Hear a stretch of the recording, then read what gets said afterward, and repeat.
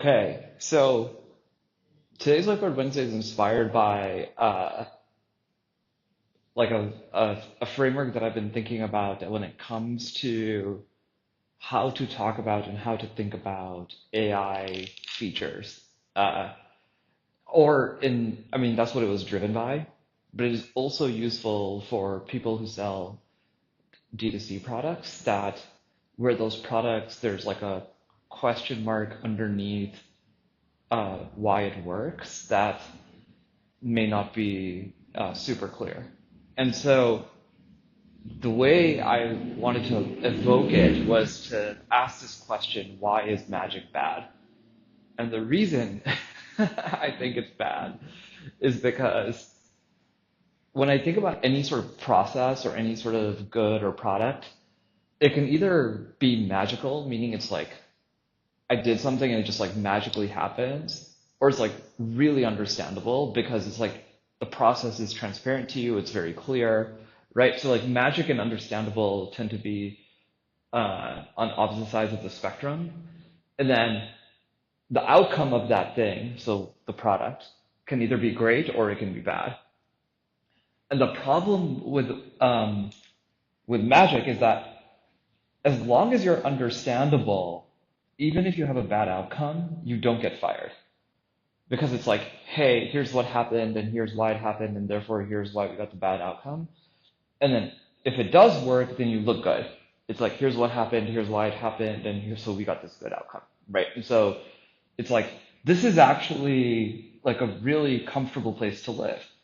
This is like buy IBM, basically, right? Is like basically what this is. Now, on the magic side, um, the reality is that you're taking more risk because of the lack of explainability. And most importantly, the risk that you take is like if you have a bad outcome and you can't explain it, then you have the risk of getting fired.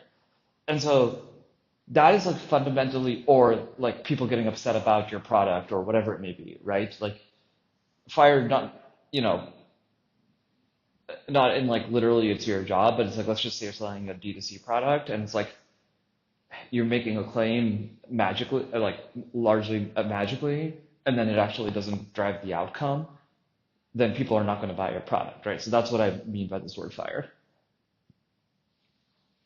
Now, the flip side of it though is that the lack of explainability when it drives a good outcome, that's when you asymmetrically can make an incredible amount of money.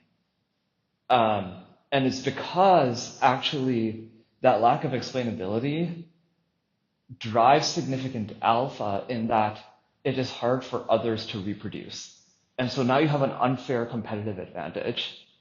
And so, but you have to be able to live with that lack of explainability and continue to invest in that thing, even though it is hard to explain to whoever it may be, right? And I think that this is like the thing that makes it tough for people is that a priori you don't know what the outcome is going to be, and therefore, actually, that is why I say like why magic is bad, because most people actually cannot tolerate this kind of risk, um, but are happy to live somewhere here, right? And so even if you don't maximize your outcome, which is the most likely thing when it's highly understandable and you drive a good outcome, right? Uh, it's actually, you would still prefer this over this in many, many cases. Now, my provocation actually is that even though I started this with why magic is bad, I actually think that the best people and the best companies choose to invest in this thing that is high risk and harder to explain, precisely because then it's a secret that other people don't know, and therefore they can drive significant competitive advantage relative to their peers. Now, and so anyway, it's just a provocation, something to think about, something I think about a lot. And so hopefully it was helpful. All right, see you guys in the next one.